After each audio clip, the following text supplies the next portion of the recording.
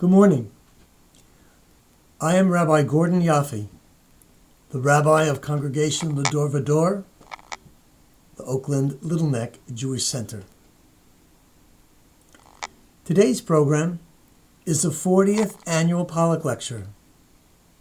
The Pollack Lecture was originally funded by Isaac and Ida Pollack. Because of the generosity of the Pollacks, who were active members of the Little Neck Jewish Center,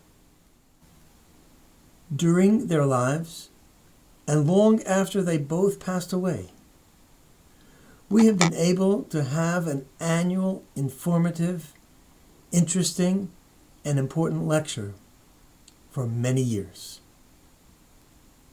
At the same time that the resources in the Pollack Fund had been depleted, Howard Tepper and Rebecca Citron knocked on the door and expressed their desire to create the Jack and Betty Tepper Educational Fund from donations that had been made in honor of their parents and to add a generous donation of their own. We asked if it would be possible to maintain the name of the annual Pollack Lecture so that we could continue to honor the Pollacks, while at the same time indicating that the lecture is being made possible by the Jack and Betty Tepper Educational Fund. The Tepper family agreed. Rebecca shared this about her dad in Temple Talk, our synagogue magazine. My father was always a very generous man. While he would support a variety of organizations, I can still recall him saying that his first responsibility was to his synagogue. After all, he said, if I do not take care of my synagogue, who will? The Teppers were active members of the Oakland Jewish Center that merged with the Little Neck Jewish Center about 10 years ago. It is my honor and privilege to recite the El Malirachamim prayer for both Isaac and Ida Pollack and Jack and Betty Tepper. We are fortunate to have with us here this morning Jack and Betty Tepper's children, Howard Tepper and Rebecca Citron, as well as one of their granddaughters, Deborah Tantliff. Deborah is a member of the New York Regional Board of the Wiesenthal Center and our connection to our speakers this morning. We pray that the memory of the Pollacks and the Teppers will forever be a blessing. Please rise for the memorial prayer.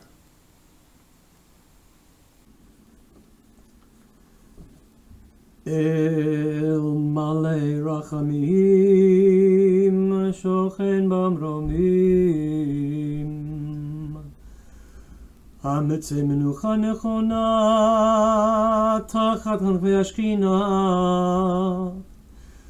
B'malot Kedoshim Utorim Kizohar Rakia Mazhirim Et Nishmot Yehudit Bat Kitzael V'Ishta Yitzchak Ben Aharon ואת בלה אסתר בת דוד ורבקה ואשתה יעקב אהרון בן יוסף שהלכו לעולמם בגן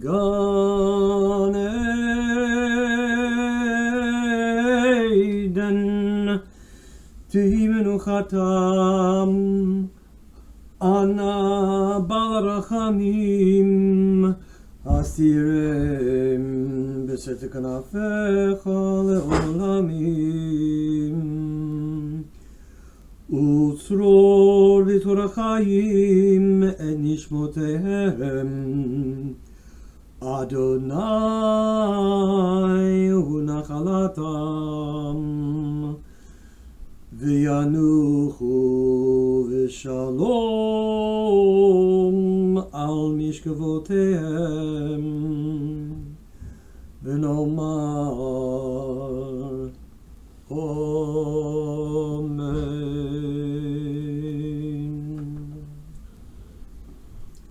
Dear God, exalted and full of compassion, we ask that you grant perfect peace in your sheltering presence among the holy and the pure to the souls of Yehudit bat Kitzael, V'ishtah Yitzchak ben Aharon, and Bella Esther bat David v'Rivka, V'ishtah Yaakov Aaron ben Yosef. To the souls of Ida and Isaac Pollack, and Betty, Esther, and Jack Tepper, who have gone to their eternal homes. Master of mercy, we beseech you to remember all the worthy and the righteous deeds that they performed in the land of the living. May their souls be bound up in the bond of life. May the Lord be their portion, and may they forever rest in peace. And let us say, Amen. We are privileged today to have two speakers, both with prominent positions at the Simon Wiesenthal Center. Our first speaker this morning will be Rabbi Abraham Cooper. Rabbi Cooper is Associate Dean and Director of Global Social Action for the Simon Wiesenthal Center, a leading global Jewish human rights organization. Rabbi Cooper has been a long-time activist for Jewish and human rights causes on 5 continents. In 1977, he came to Los Angeles to help Rabbi Marvin Hier found the Simon Wiesenthal Center. Together with Rabbi Hier, Rabbi Cooper regularly meets with world leaders, including presidents and foreign ministers, to defend the rights of the Jewish people, combat terrorism, and promote multi-faith relations worldwide. Rabbi Cooper received an honorary doctorate from Yeshiva University and the Orthodox Union's National Leadership Award. When I spoke to Rabbi Cooper last week, he suggested that the title for today's program would be Every Jew Today Has to Be a Modern Day Maccabee. I added the subtitle, Standing Up with Pride in Our Jewish Identity and the Courage to Fight Against Those Who Hate Us. Without any further ado, it is my privilege and honor to call upon Rabbi Abraham Cooper to share with us some of his wisdom. I think a good place to start is actually with the subtitle that your rabbi added, because I think that's the single greatest challenge right now to every Jew, wherever we live around the world. Of course, the Israelis, they're the ones who are sending their loved ones into an unbelievable battle.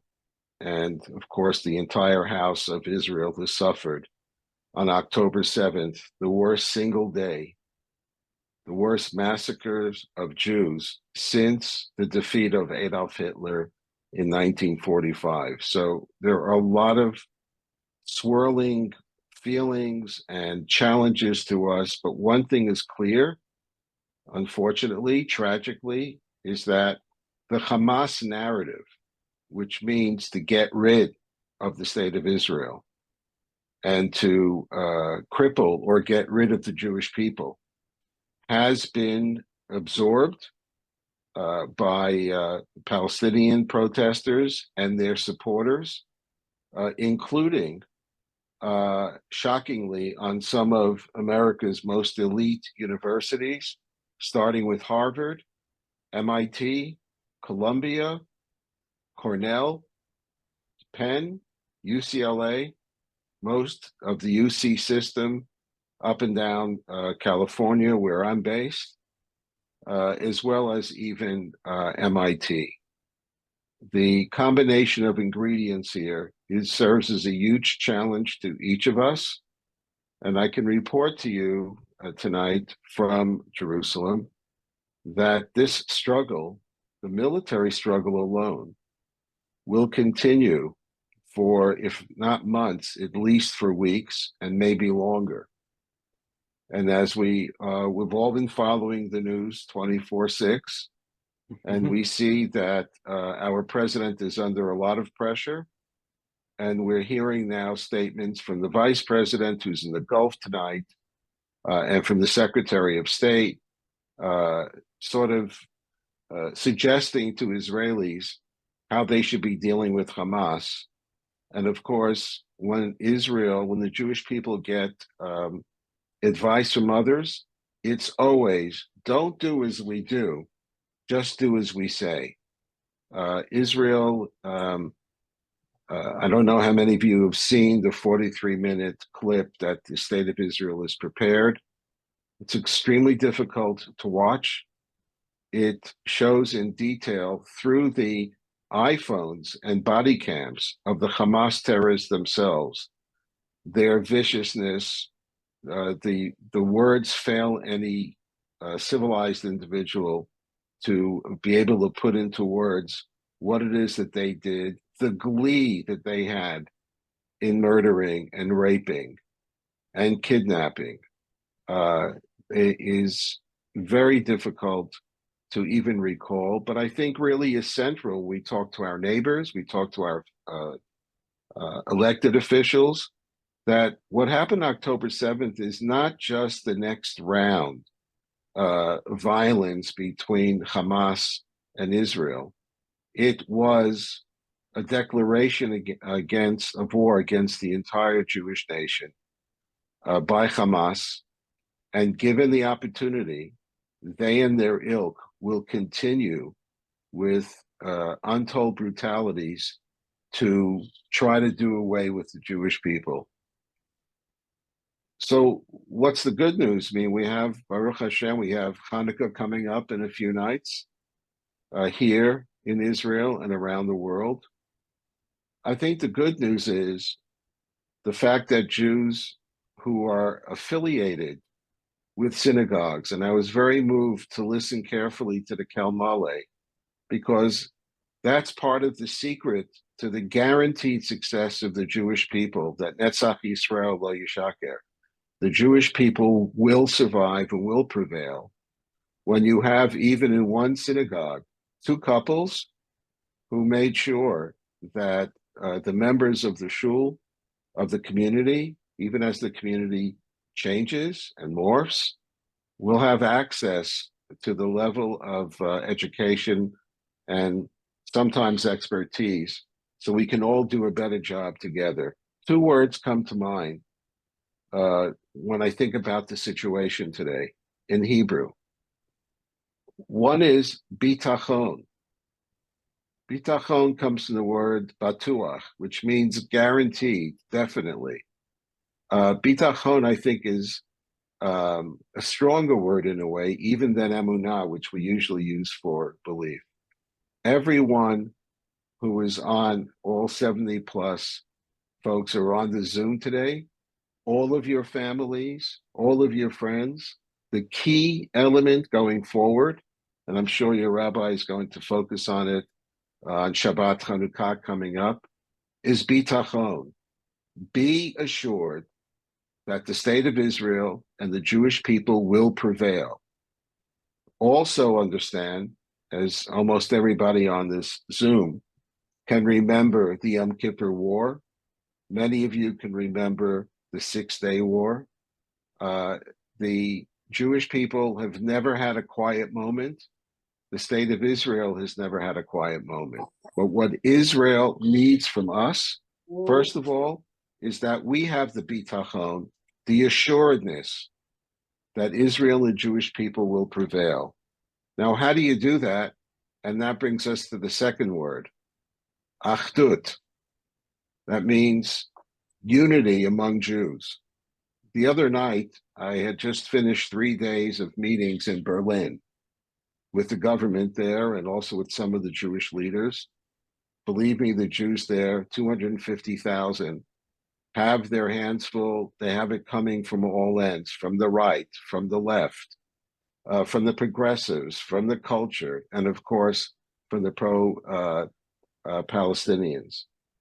But the one thing that will carry us forward is that sense of achdut, of unity.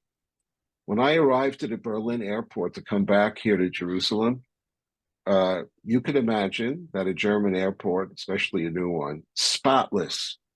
You could eat off the floors. And they said, yes, El Al is like in the 800s. We're leaving you off at 30.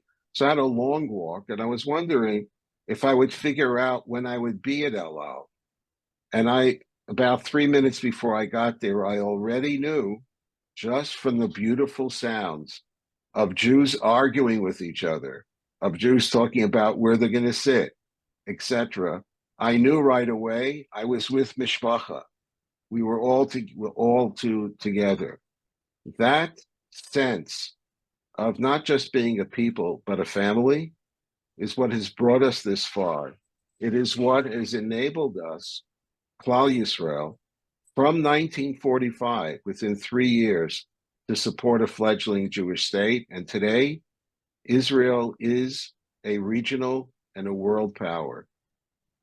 What do we do I'm a native Flatbushite, in Brooklyn, in Southern California, Queens, Long Island? What do we do with the onslaught right now on the campuses against our kids and grandchildren? What is it that we can do to try to turn the tide? And I think, and Michael will speak much more because we're deeply involved with the CUNY situation. He's a part of an important group advising the lieutenant governor. He's with the mayor and the governor. There have been some positive developments, but I think it's important to say that the enemy, and let's understand what the enemy here wants. I don't know how much they really care about the Palestinians, but the people who are out there, whether it's in Berlin, in Paris, in London, in Toronto, in New York and LA, they sense that the Jewish people is now weak. And when you say, well, wait a second, Rabbi, what do you mean that they don't care about the Palestinians? That's because, do you know how many hundreds of thousands and millions of Muslims in the last decade have been slaughtered and have been dislocated? I think there's 1.7 million Afghans that are now going to be kicked out of Pakistan. Anybody here an outrage of people coming to the streets at Columbia University, storming the doors at UCLA? No. The sense here is this is a chance to get back at the Jews. What's the best thing that we can do? It's actually what you already do as a community and at the synagogue. There have been a number of situations across the United States where public displays coming up for the Jewish and the Christian holidays suddenly saw that the Star of David disappeared. In one case, the local Jewish community accepted that they would put dreidels in and not reinsert the Star of David. Elsewhere, the community politely but firmly went back to the local officials and said, no way. The Star of David is our national symbol. Hanukkah is our celebration of light. We expect that we will be treated with the same degree of respect as every other citizen in our area. And so I think the most important message that I can give is when I said that everyone needs to be a Maccabee, it's really not a multiple choice question or issue, because the enemies of the Jewish people are the ones, while they say they're anti-Israel, who are harassing Jewish kids in their dorm rooms, who are taking off and desecrating mezuzahs on doors of Jewish people, whether it's in Paris or in areas of democracies on both sides of the Atlantic.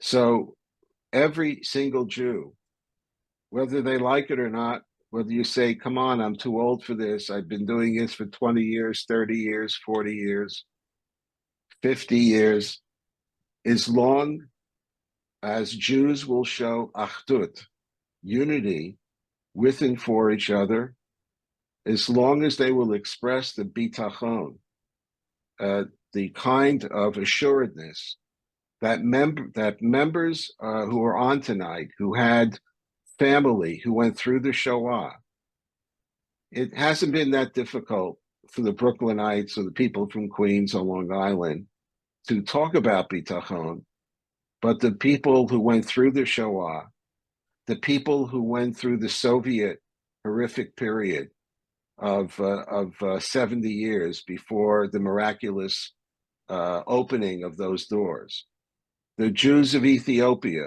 the Jews of Syria, each of them have gone through multiple challenges, and they came out at the other end with that sense of bitachon. And whether they know it or not, one of the reasons they were, maybe the central reason, they were able to prevail is because Jews around the world showed a sense of caring and solidarity for other Jews they will never see in the course of their lifetime. But no matter, every one of us is a Maccabee, and every one of us is a member of the same mishpacha. God bless you, and Chag Sameach. Before the war started, Israel was really under a disunity. And in Israel, we've seen an amazing unification, 100%. I'm concerned to say, and it is frightening, that I've heard Jews say in this country, we are not one, and we do not support what Israel is doing.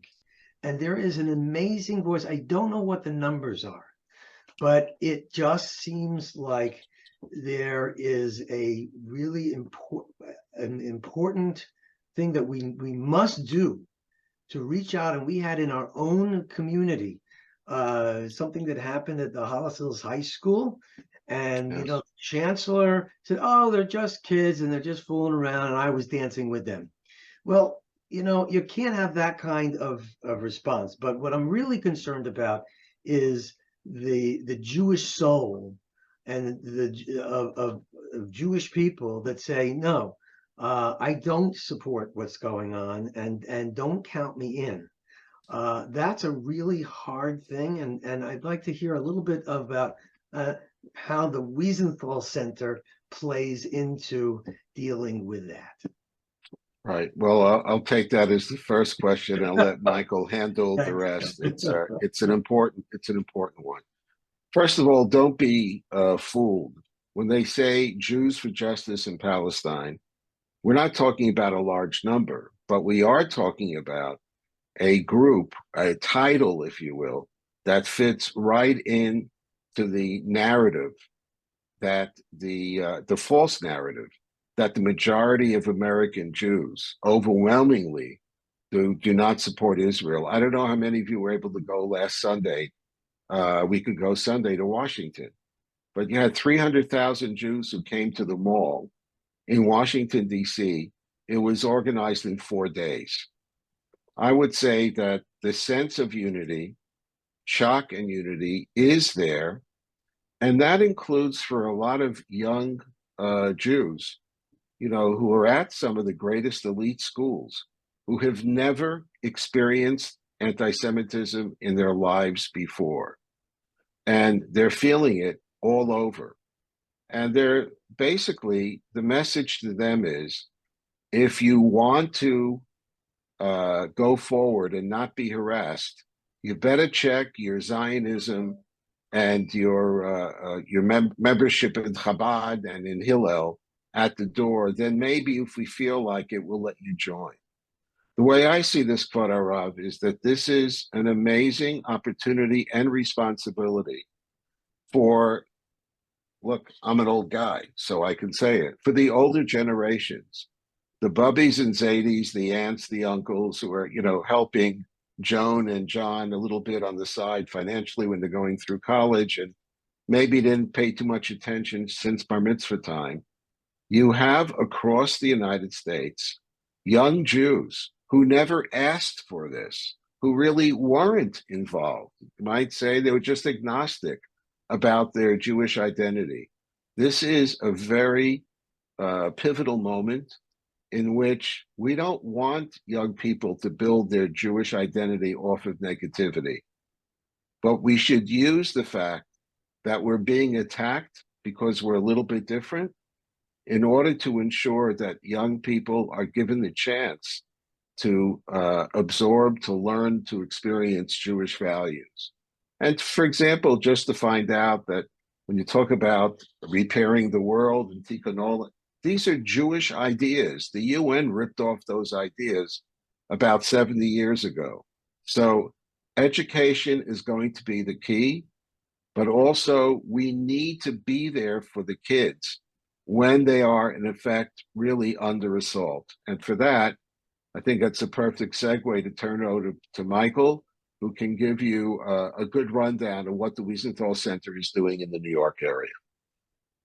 Okay, I want to say Nisiya Tova, and wish we could spend a little more time together, but we're happy with the time that we had. You're leaving Israel and coming here? I'll be going straight to Los Angeles, and next week I'll be in Washington, Berlin, and Rome. Okay, well, I'm glad that you were able to be with us for this time this morning. It's my honor. Chag Sameach. And you know, this is a year. Don't be so worried about the caloric content.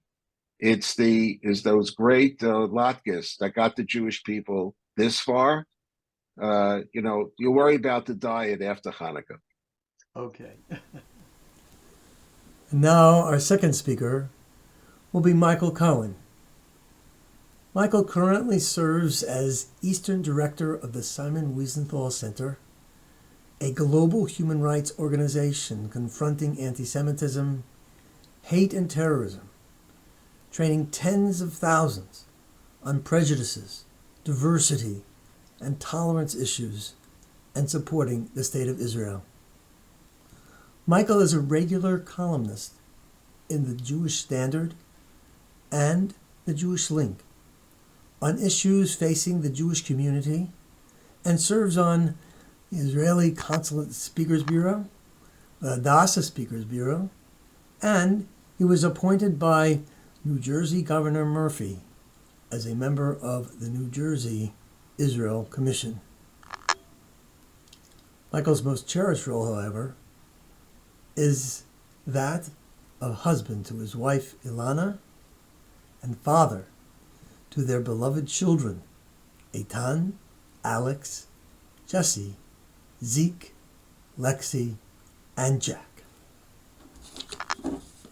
Michael, we'd like to hear from you about some of the things that the Wiesenthal Center is doing, and to share with us some action items that we can take with us as we all try to confront the situations that we are dealing with today in a way that we can make a difference. Yeah, well, Rabbi, first of all, thank you so much. I would be remiss if I didn't start by saying that one of the best things we did was to be able to have Deborah Tanliff working with us on our regional board, who has been such an incredible leader and has connected us here today. So first, I wanted to make sure to thank Deborah for all of her incredible work and for really making these connections. So thank you, Deborah. There are so many things going on right now, but I want to start by just highlighting just locally, as Rabbi Cooper went into the global capacity. It's important that we know what's happening both globally and both locally in our backyards, and also knowing that the things that we do actually really make a tangible difference in our daily lives when it comes to fighting anti-Semitism, and showing that we are and what the effect of being a proud Jew in our city, in our community, in our society really impacts. There is many of you might have heard of an individual named Charles Barron, who was a council person in New York City who was, let's just say, not very favorable to any of us, for the past 21 years out of East New York. And you had an individual in his mid-30s by the name of Chris Banks, who just ran against him and took him out. And there were cheers that amongst the Jewish community that Charles Barron is no longer serving, and that the anti-Semitic rhetoric that he'd bring to the city council would no longer necessarily be there. But as opposed to looking at the negatives that won't be there, there are positives that are there.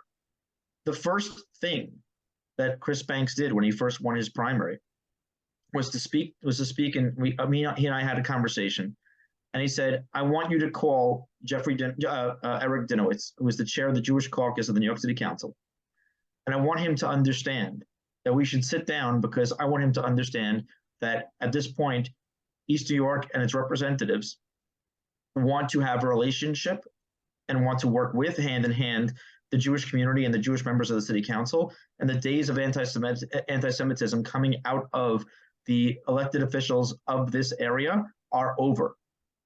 The next day, or a couple of days later, when President Herzog came in to meet with certain Jewish leaders throughout the tri-state area, Chris Banks asked me, "Can you get me in?" And I brought him in. And to think that the successor to Charles Barron, a week after he gets elected, wants to go meet with the Israeli president would have been unheard of. When you think about the effect there, and he's not the only one. There's an individual council person named Sean Abreu. A few months ago, obviously not a Jewish name, from Manhattan, he ended up sponsoring legislation in the New York City Council to say, we need to make sure that there's a Jewish heritage education in New York City public schools, that we need to learn both about the Holocaust, but also about the contributions that Jews have provided to the city, to our communities, and to the world. And our neighbors need to understand that the Jews have such a positive impact on our surroundings. We had another city council person, Marjorie Velasquez, out of the Bronx, just lost her seat because she was an adamant supporter of Israel when she has a community in her district named Little Yemen, who obviously was not very happy with that. But it didn't matter. For her, she did what she felt was right. And there are so many stories like this. And what you want to ask yourself is, well, how did a 30-some-odd-year-old individual from East New York, how did two Latino elected officials from Manhattan, the Bronx, be willing to risk it all to make sure that they put their pro-Israel, their fighting anti-Semitism up front? It doesn't happen overnight. It doesn't happen just because they woke up one day and said, wow, we're right and they're wrong, or something of that nature. It happens because organizations like the Wiesenthal Center are having relationships constantly, are having conversations constantly, are exposing individuals constantly like this to who we are and what we are, whether it's to synagogues, whether it's to all other kinds of relationships. And it's a question of knowing that we need to make sure that we don't just build those kind of interfaith and intergroup relationships at times of crisis, but we need organizations on the ground constantly to make sure that when there is no crisis, those relationships are there, that they understand that there are friends there, that they have time to recognize what is going on. They have time to recognize what anti-Semitism is. So when we come to them now and say, since October 7th, anti-Semitic felony hate crimes in New York City has jumped 400%, it's not something that surprises them and that they have to learn about. It's something that they right away say, we know, let's go, let's fight. And we're seeing that. We're seeing that across. When you look at right now, some of the efforts that has, some of the results that has produced, one of the things that we're most proud of is, anti-Semitism has been on the stark rise since 2019 in New York City and in the region. Didn't just start with October 7th, even though it's gone to just unprecedented levels since then. What we've seen is, though, in 2019, when hate was rising, when you saw hate rising amongst a number of different communities, but unfortunately, a majority was against Jews. Over 55% of all felony-level hate crimes in the New York region are against Jews. When you think about that, when you think about the numbers of our population, you think about the numbers of hate crimes, those numbers are staggering. And we're not talking about just something that is saying somebody cursed out a Jew on the street. We're talking about felony-level hate crimes, reported felony-level hate crimes. And who knows what's not being reported? But what you see is when the New York City Council and us were able to have conversations and say, we need to make sure that our middle school kids and our high school kids are understanding the drivers to this, are understanding that this needs to be cut off an embryo. And when you speak to law enforcement, then their first reaction is, well, the biggest driver here is social media. The biggest driver here is seeing how our kids are learning from all these hate groups that are constantly trying to send them all these kinds of messaging, all those kind of messages, and trying to recruit them into all of this. We need to figure out how we're going to address that. But because of our relationships in the council, we were able to bring our combat hate programs, which deal with talking about to middle school and high school kids. How do you recognize, identify hate speech and anti-Semitic speech and all kinds of hate online? How do you recognize it? How do you identify it? How do you report it? How do you deal with it? How do you understand that it's there and not to be recruited by it? How do you understand that there are social societal consequences to being a part of that? How does that all happen? And how do you do something effectively to do something about it, to make sure that you can help stop it, or at least make sure that your friends and your neighbors and your community isn't attracted into that?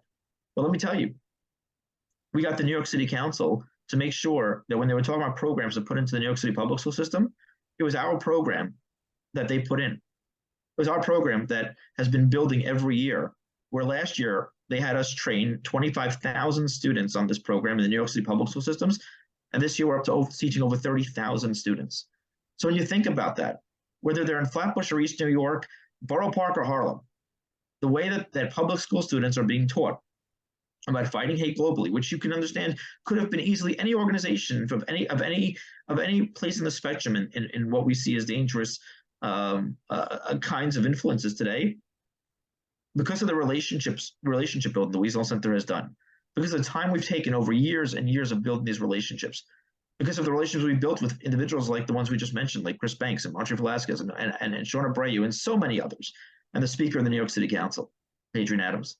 What we see is that they right now have made sure that when those programs are hitting our kids throughout New York City, Holocaust education is included, anti-Semitism is included.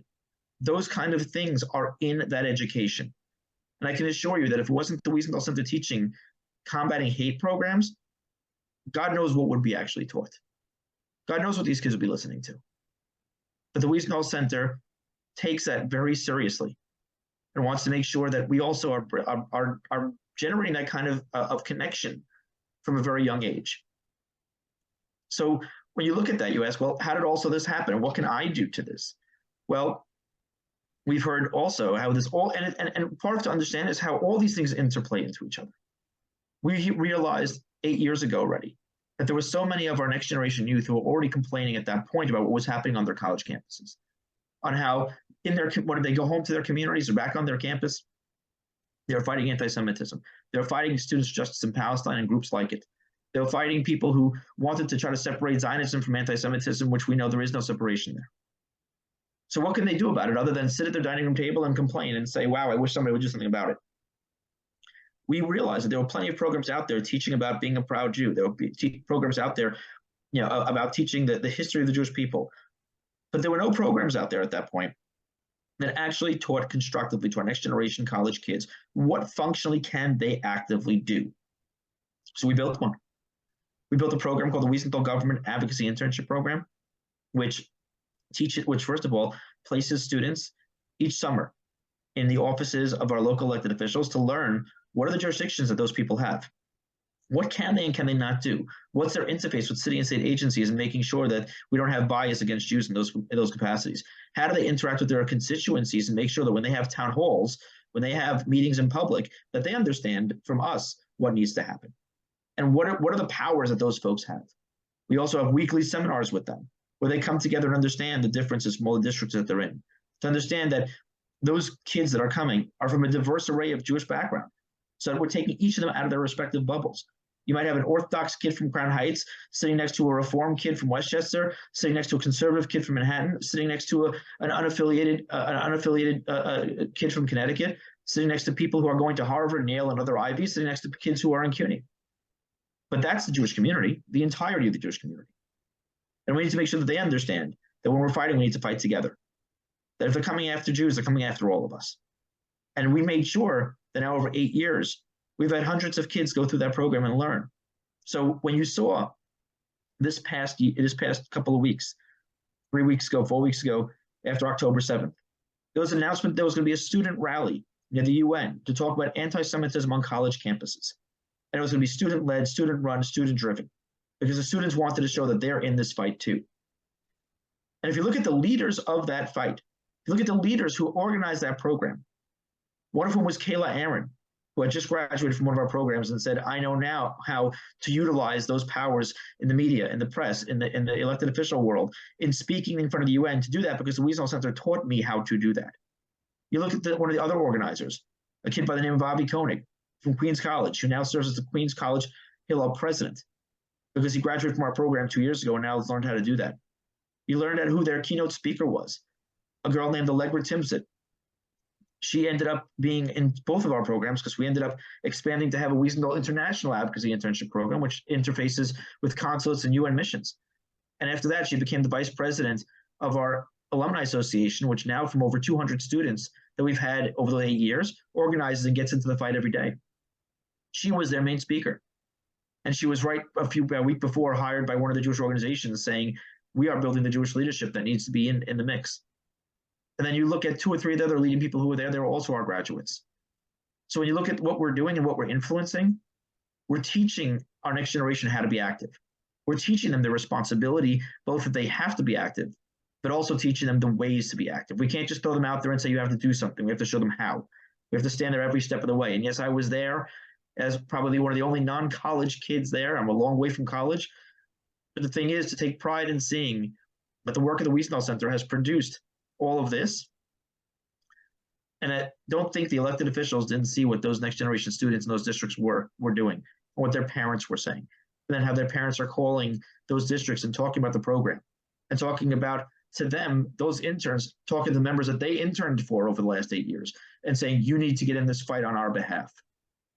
So then when you ask, where does Chris Banks and Shona Abreu, a Marjorie Velasquez, an Adrian Adams, how do all these individuals all of a sudden have not just the ability to say, I support Israel, or I stand with Israel, or I'm against anti-Semitism, but where you had literally the day after the attacks, day after the holiday on the Queen's library steps, a diverse array of elected officials coming out and standing with us immediately. It doesn't just happen.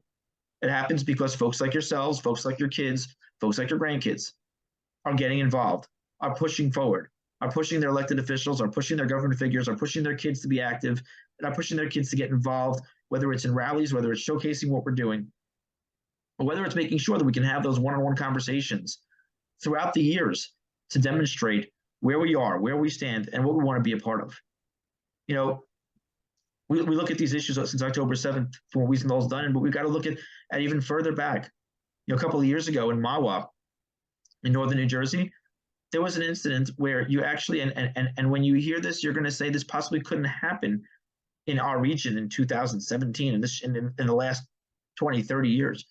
But they were actually passing ordinances saying, restricting Jews from playing on their public playgrounds and their public parks and their public spaces. I mean, you hear this and you say, no, that can't be true. But it is. The Wiesenthal Center was able to get folks up there to every one of those city council meetings. We ended up not just recording them, but live streaming them, to the point where you ended up having, I mean, I couldn't believe it. You think reality TV is fun. You had 15,000 people at one point watching Mahwah council meetings, when members of the city council would actually call Holocaust survivors that we brought to talk about what's going on and actually say to them, we think you're phony. But you ended up having some people there stand up. You had the Attorney General of New Jersey stand up and actually filed the biggest lawsuit ever against the municipality for anti-Semitism.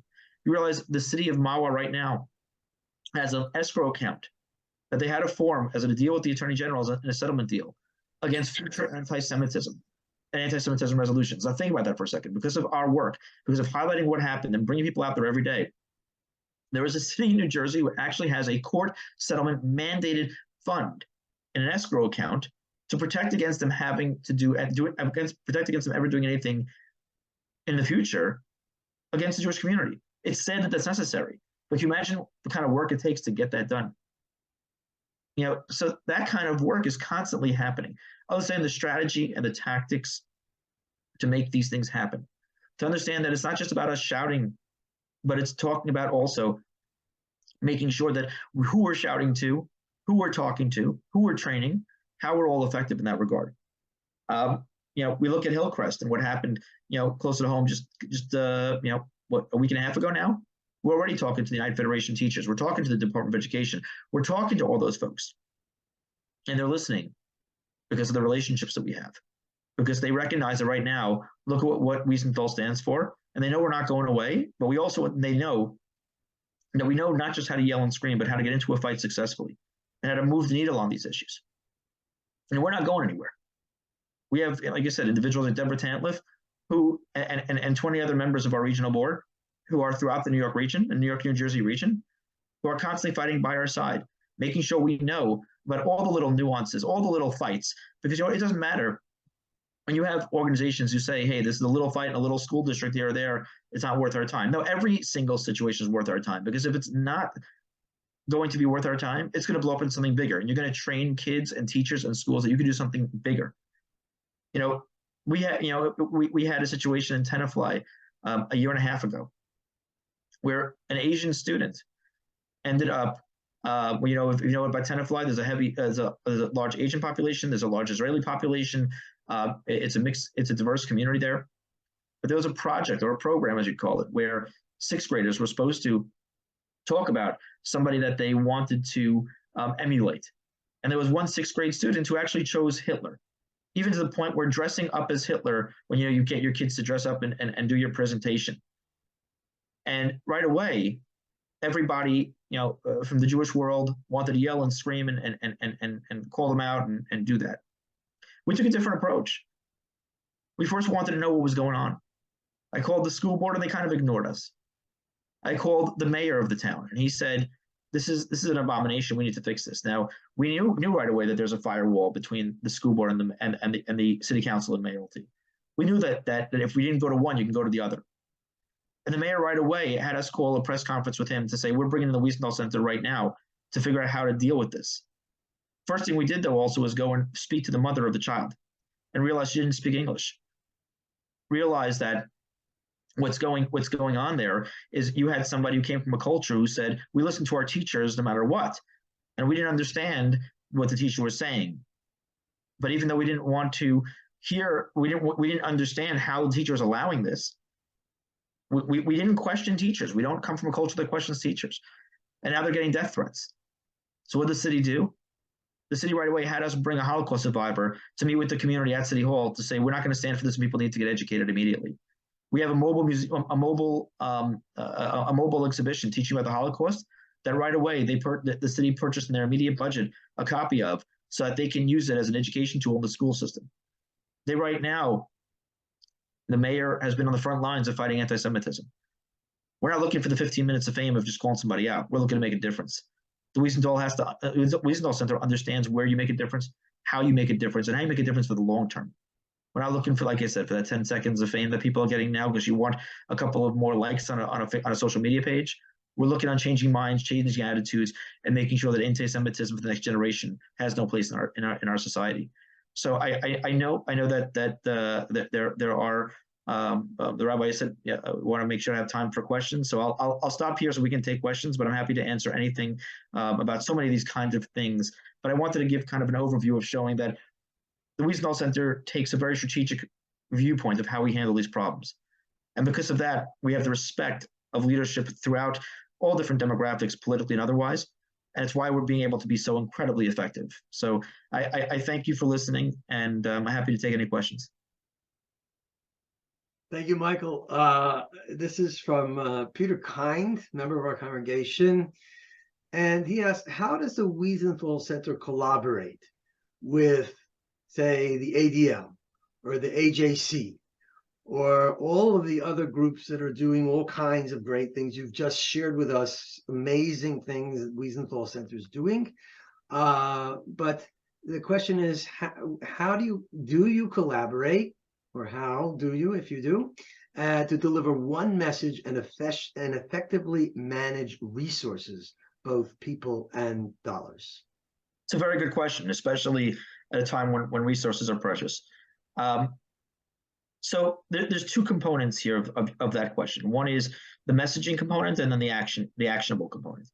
On the messaging component, I don't think the messaging component really differs from some of the major organizations that you mentioned. We're fighting anti-Semitism, we're protecting Jews, we're protecting Israel. But I think that the difference is each of those organizations that you mentioned, including Wiesenthal, has their specialty. It has their part of this fight that is critical, that nobody else does, that makes sure that we could all be effective in making sure to fill the gamut. Unfortunately, there's plenty of anti-Semitism to go around, and no one organization can do it all. So, for instance, when you ask what the Wiesenthal Center does, it's, let's say, unique, right? We have content, we have physical attributes that others don't have. So I'll give you an example of what that means.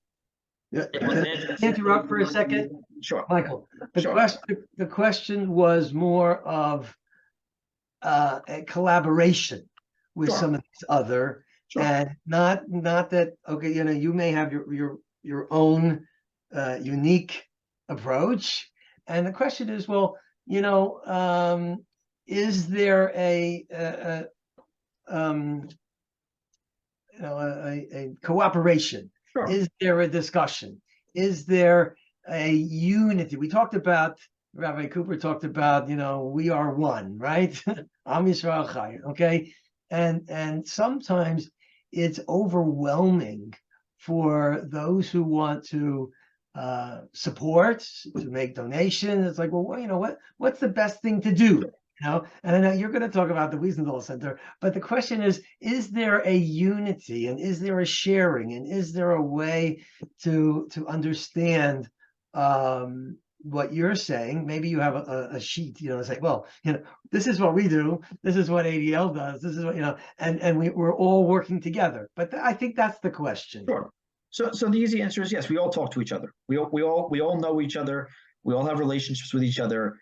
And we all serve on a lot of boards together. So, for instance, like when you have the Governor's Hate and Bias Council. So, on that board, you have from the Jewish communal perspective, you have us, you have JCRC, ADL, and UJA Federation are all on that. So we're constantly having conversations together, saying, well, we're seeing how that board and how the governor's office is doing X, Y, and Z. How do we collaborate to make sure that we can be effective together in forwarding our mission on those kind of boards? So first of all, we see each other all the time. We speak to each other all the time. And all of us recognize that there are different, and part of what I was getting into is we each recognize what our individual organizational specialties are and where our strengths are.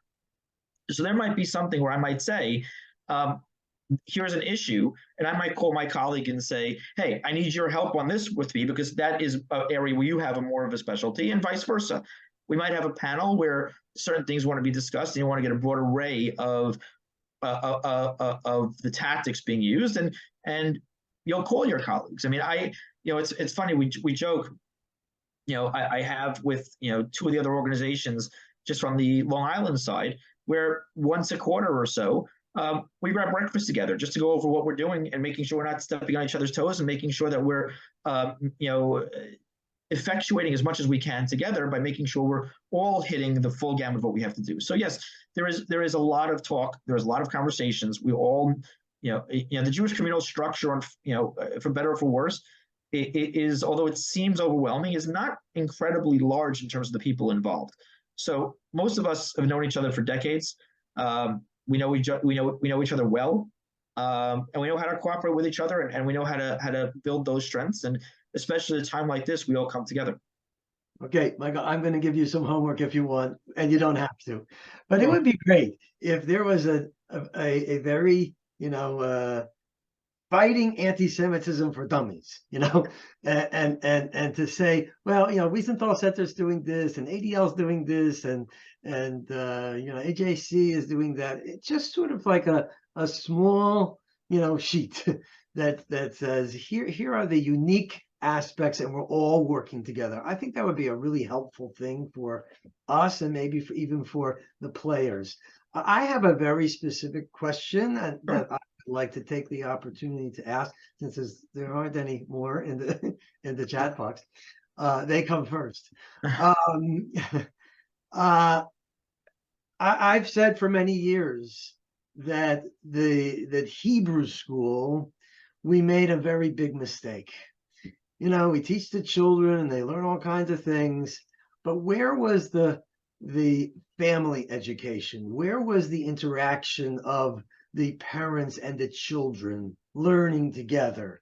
And the whole concept of the drop-off syndrome, and we all know that those who have good parents and parents who do good parenting, usually they're successful in being role models, in reaching out to their children and being an important part. But I would say that parents today, grandparents as well, that all of those great programs that you're doing for children, are you doing anything for the parents and the grandparents, and how to handle your I have a niece, who is very, anti-Israel, and she's been to Israel. She's been all kinds. She went to Jewish day school, all kinds of stuff. But she sort of drank the Kool-Aid, and I'm just wondering if there are programs that are there for parents, grandparents, and the well, we know it. We're speaking to the choir, or you're speaking to the choir. I'm beginning to be part of that group, but you're in a little bit younger group. But what do you think? Oh, I mean, I think it's critical, that parents, and families get involved. I mean, one of the places, just to give you an example, where I think it's been weakest over the last couple of years, and I see it with my own, and I'll tell you this from personal experience, I see it with my own children, that when you look at the Israeli Day Parade, which is the way that we show the world that where we stand, attendance has dwindled dramatically over the last number of years, and part of that comes from, well, where are us as parents encouraging our children? Are we going with our children, or are we trying to find an excuse and saying, why can't we go? And those kind of things. First of all, that's why when people ask, when we do forums like we're doing here, and we do them whether in person or virtually in synagogues around the country, right? They say, well, why are you preaching to the choir? Why are you having these kinds of things? And the reason is exactly the reason that you mentioned, because we need to make sure that our communities stay engaged. Our communities know what's going on. Like you said, people hear about Jewish organizations and they hear about anti-Semitism, but that connection between the two, a lot of folks don't have anymore. They don't understand necessarily what it is that we are doing. What it is, how does, even when you're talking about from a philanthropic perspective, how does the dollar that I give to an agency make a difference in this world? How does my going to a rally make a difference in this world? How does my going to whatever it is that you're thinking about doing actually make a difference in fighting anti-Semitism? And we need forums like this to enhance that connectivity, because if you feel that connectivity as a parent, you're going to want your kids to be a part of that, hopefully. And also, it's important that when your kids come to you, coming out of day schools, and saying, should I go to this, or is it important? When my kid comes to me and says, I want to play video games instead of going to the Day Parade, I have to be able to say to him and be educated enough to say, no, we have to go. And me saying to him, though, and these kids today, how educated they are, how sophisticated they are, me just saying we have to go because we have to doesn't fly. I have to be able to demonstrate to them that I have a working knowledge of why it's important to go, what is the actual effect it's going to have, and then show them that effect. And we need, as parents, to have that understanding first if we're going to impart that on our children. We have to have that passion. We talked, like Rabbi Cooper talked about, I grew up, at the end of the Soviet Jewry movement and the Syrian Jewry movement and the Jonathan Pollard movement, and you couldn't help but be passionate about fighting for Jewish causes. You couldn't help it. It was all around you. And the problem is when you grow up with that, that passion stays with you. But when you don't grow up with that, you can't just say at 20 years old, you have to be passionate. We've got to start that from day one. And it's got to come from families having the answers to answer their kids, to talk at the dinner table and make that something that's important.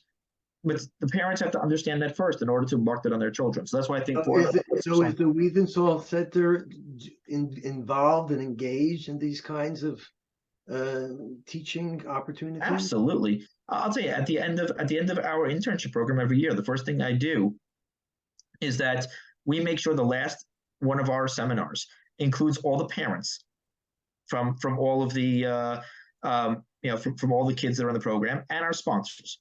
So our sponsors see the connectivity, the parents see the connectivity, and the parents even hear from the sponsors why they're sponsoring their kids for the program and have an understanding there. And when you see afterwards the amount of parents that get involved after the fact, because they suddenly see a cohort of X amount of students that they know from their own child didn't have a clue 3 months ago or 2 months ago, whatever it was. And all of a sudden you're hearing their conversations are totally transformed. But that's why you have to make sure that the parents are there with the children. You have to create that opportunity so that they see the difference and that they're encouraged to learn more so they can answer their kids' questions, but that it can start so much younger. We're talking about that program's college kids. We need to be able to answer our high school, middle school kids. Right. Just I have a few new questions. Let me see. I think you've answered. So in addition to this, a question was, is there can we have a program where we understand how it is that we can be personally involved in political action, getting our political people to be on the right page, and to really be part of the process. That's one of the questions. Well, the easy answer is of course, but just to give you a simple, easy answer, right? Each of you live, and one of the beauties, of synagogue life is we tend to, in Judaism, live close to our synagogue, right? We're not living 17 miles away from our synagogue. We're typically living within a close proximity of a synagogue, which means we're in a high concentration when it comes to votes, when it comes to, a community and a unity there. So when you have an elected official, that comes to a synagogue, they know that those are all their constituents. Those are all votes for them. And it can be as simple as inviting each of your elected officials on a regular basis or an annual basis or whatever you want to do, and having them meet with you, having them talk to you, and having them know that, hey, this is what we care about, and we're going to be heard. And there's not an elected official who's going to give you a hard time about doing that, because no elected official is going to say, no, I don't want to listen to 75 voters in my constituency that then each have their spouses and kids who also probably live in the community. No, I don't want to hear my constituents and I don't care about their votes. No, nobody's going to say that, right? But if you come in and say, hey, we want to meet with you because, hey, we want to hear about what you're doing, but we also want you to hear what we think. As somebody myself who worked in government before coming to the Wiesenthal Center, I'll tell you, the first thing, if I'm invited to, as an elected official is invited to such a situation, the first thing they're doing is saying, okay, we got to come up with a list of things that we actually accomplished that we can say for this synagogue. And if they don't have it, they're like, oh my God, we need to listen and make sure we're doing more because we're in a bad position for the next election. So just by staying engaged with your elected officials, just by showing them and inviting them and making them know that they have to face you at some sort of regularity, if it can be annually. You can have 1 month have your state assembly person, 1 month have your state senator, 1 month have your congressperson. It can be virtually, it can be in person. It doesn't make a difference. But just that even level of engagement matters. Because you know what? Let's say we realize that one of your elected officials is doing something right or wrong, right? We know how to then act upon it, but we can act upon it so much stronger if we can say to them, listen, you've got 150 congregants in that synagogue who are going to rake you over the coals if you don't start doing something. You being able to create that political base with them helps us be empowered to make sure to drive them in the directions that are realistic and that strategically can effectuate change. So yes, there's absolutely even easy things like that, and we're happy to help you guys engage and help you guys pull those things together. And that's just an easy starting point. Thank you. I have a new question. This is from a Holocaust survivor who's a member of our congregation and wondering about the Simon Wiesenthal going back to their original mission. 10/7 was the beginning of a new Holocaust. How is the Wiesenthal Center dealing with that? And what is being done about going after the quote new Nazis? So if I understood the question correctly, you're more looking at what we've been doing since October 7th in that regard. Is that an accurate characterization? Yeah, I think that what there is, we see the swastika is all around, and we've got people really talking about genocide. I mean, there's a real it's frightening, and it's frightening for survivors. It's frightening for all of us. And the question is, what do you think about saying that this is the beginning of a new Holocaust? And are we dealing with that? So of course we're dealing with it. I mean, I don't think I've slept more than 3 or 4 hours since October 7th on any given night. And one of the things that is good to see is when you look at the Jewish communal infrastructure now, when you mention HAC, ADL, us, that I hesitate to say that you can ever be ready for such an atrocity, and I hesitate to say that you can ever be ready for such a surge of anti-Semitism. But we're more ready than ever. The relationships and things that we've built, and infrastructure we've built within the Jewish community over the last 10, 20, 30 years have led us to be able to be as ready as one can be for a moment like this. When you're seeing us be able to put together, as Rabbi Cooper said, a 300,000 person rally together in 4 days, when you're seeing that within the first couple of days after October 7th, you had elected officials of all persuasions rallying right away, which obviously, like we said earlier, doesn't come just because it came that day. It came from months and years and decades of relationship building. When you see rallies anywhere from Cedarhurst Park to in Long Island to Manhattan to everywhere else, the fact that those things got pulled off so quickly, so efficiently, and so powerfully is demonstrative of things that collectively, when you ask also about Jewish unity, where all of us together as Jewish organizations have pulled those things together immediately to make sure that our voices are heard. So yes, there's been more unity than ever, because there has to be, and there has to be more activism than ever. But there's also a lot of private things going on. So for instance, we held this past week a meeting with leading Black leaders throughout New York City at the Wiesenthal Center with a few key Jewish leaders to talk about, okay, now that things are heading into another phase, we need your help. And where's your communities at? Where are your heads at? How do we not just talk about a historic Black Jewish coalition, but what does that mean for today, for our kids today? And how do we make sure that we have allies? So we are in a better position now than I'd like to think we're in a better position now than during the Holocaust to build those allies, to build those relationships. But we have to constantly be vigilant. We have to constantly be fighting back. We have to constantly be making sure that never again stays never again. I don't think anybody's going to ever be 100% comfortable. I don't think we should ever be 100% comfortable. I think we need to keep that edge. But I do think we're better prepared, and I think the work of the Wiesenthal Center and all of our colleague organizations are fighting back hard. And the fact that you have a Joe Biden still fighting, still in a position where he is, the fact that you have Congress, even though we haven't agreed with everything Congress has done, but generally still doing what we need them to do, that's a testament to the work that we're all doing all through all these years. So yeah, we're being effective and we're doing a lot. You're muted, Rabbi. Rabbi, you're muted. Thank you. Sorry. We're getting to the end of our time, but I do want to share one more question and actually it's related to the very last question that came in. How are you combating the widespread accusations that Israel's committing genocide? And that goes along with I don't know if you're aware of the movie that's coming out by Jewish day school kids who say they were brainwashed, and now they see the light about how Israel is an apartheid state. Boy, a disturbing example of education gone wrong. Any thoughts on that? Do you know about that movie?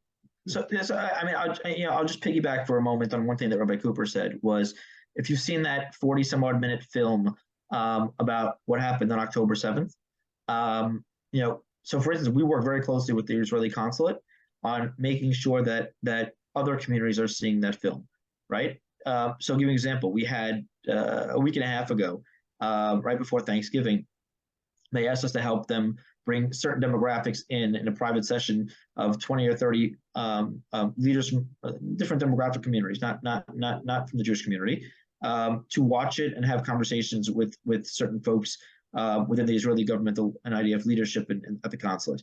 So we were instrumental in identifying, recognizing, and recruiting those kinds of leaders. So by being able to have those small groups and have them go back to their communities and say, wow, you need to understand what really we just saw. You need to understand what we heard. There's the mass things going on, but you got to realize there's so many things that are not being advertised because they're not meant to be advertised. That is constantly trying to combat that kind of misinformation, miseducation that you were talking about. When we talk about apartheid state, from anybody with any historical background and knowledge of what the actual word apartheid means, to call Israel an apartheid state, is laughable. I mean, apartheid actually means the legal discrimination against another people or another demographic in a governmental sovereign structure. I mean, we've had an Arab Supreme Court justice. We have roughly 20% of the Knesset is from the Arab parties. I mean, the definition of apartheid just doesn't apply in any way you want to shake it. But the way we do this is you have to have opportunities to have more and more people engaged in those conversations, willing to listen to those conversations, and people that are in leadership positions that can then have those conversations with their communities over and over and over again. So we are constantly working in that regard. Thank you. And one last question, which is a question that is about opportunities to volunteer. Is there, phone calls or, being engaged in some way that someone who has maybe retired, has a little bit of time, what can they do to further what's going on with the Wiesenthal Center? Sure, there's always opportunities, and there's always a menu of opportunities. So I would encourage you, Rabbi, if you can, to set up, if you can, for anybody who from the synagogue is interested, to just let you know, and then you can just collect the names and contact information, and I can be in touch with them. Okay, you can be, and that would be you. Yes. Right? Okay. Yeah. Okay, great. I want to say a shikach to you, Michael, and to the Tepper family, and to everybody who is here today. This program has been recorded, and it will be available for anybody who wishes to see it or to pass it on to any of your friends or family. And Michael, if you can remember, I gave you a little homework, to sort of give us a sense of what all the different organizations are doing and how they are different, and how it really points to we are one. I want to wish everybody an early happy Hanukkah, and based on the name of this program, we have to be the modern day Maccabees. We've got to rise up, the small against the many. Sometimes it doesn't seem like that, but we are small. What are we, 1%? The whole 0.5% of the whole population.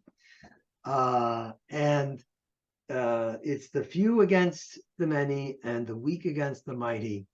And Hanukkah is lighting the menorah to show that every day that Chanukiah gets brighter and brighter and brighter. We go from darkness to light, and it's actually very interesting that if you look at the moon during Hanukkah, there is a Rosh Chodesh right in the middle of Hanukkah. It's the only holiday that is in 2 months, and you have the waning and the waxing of the moon, showing that yes, even in the heavens there is a sense that sometimes there is darkness and sometimes there is light. Let us bring light to our children, to our grandchildren, to ourselves, and let us be energized by all the things that we've heard today, and perhaps we might put the Wiesenthal Center a little bit more center in our lives.